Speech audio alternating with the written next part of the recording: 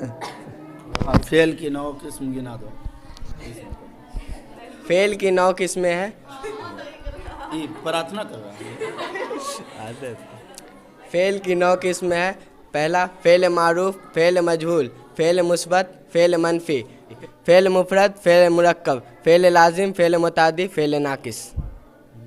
یہ فعل کی 9 قسمیں ہیں. جائیے فعل کی 9 قسمیں ہیں، خاص کر کے جو وہ بچے جو انٹر کے ہیں، اس لیے انٹر کے بچوں کے لیے تو یہ اتنا خاص اخص الخاص یہ وشے ہے جس کا کوئی جواب نہیں. یہ بہت اہم گرامر ہے، سمجھنے کی بہت زیادہ ضرورت ہے.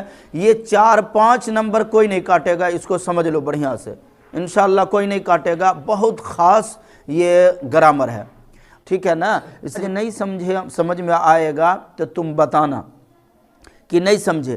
ہم پورا سمجھا کر کے ہی اس کو چھوڑیں گے، وہ سنتشٹ کر کے آج انشاءاللہ بھیجیں گے، ٹھیک ہے.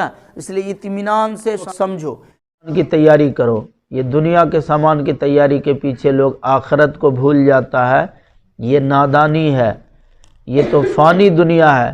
کل من علیہا فان ویبقى وجہ ربک ذو الجلال والاکرام. یہ پوری دنیا ختم ہو جائے گی، دنیا کی ساری چیزیں ختم ہو جائے گی، سب چیز فنا ہو جائے گی، صرف اللہ اور اللہ کی ذات باقی رہے گی. معلوم ہوتا آخرت کے علاوہ جتنی بھی چیزیں ہیں سب فنا ہونے والی چیزیں.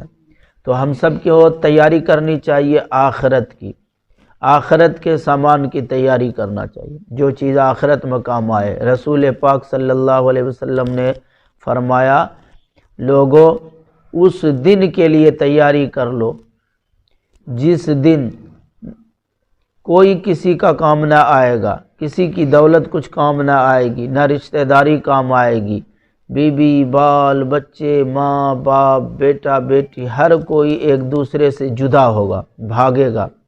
ایسے دن کے لیے کچھ سامان تیار کر لو. گویا اپنی اولاد کی طرح ہمدردی سے ہمارے نبی سمجھا رہے ہیں اس امت کو. کہاں کے لیے سامان تیار کر لو؟ آخرت کے. بن پائے بانی متقی انسان کا نہیں ہے اس کا ثانی.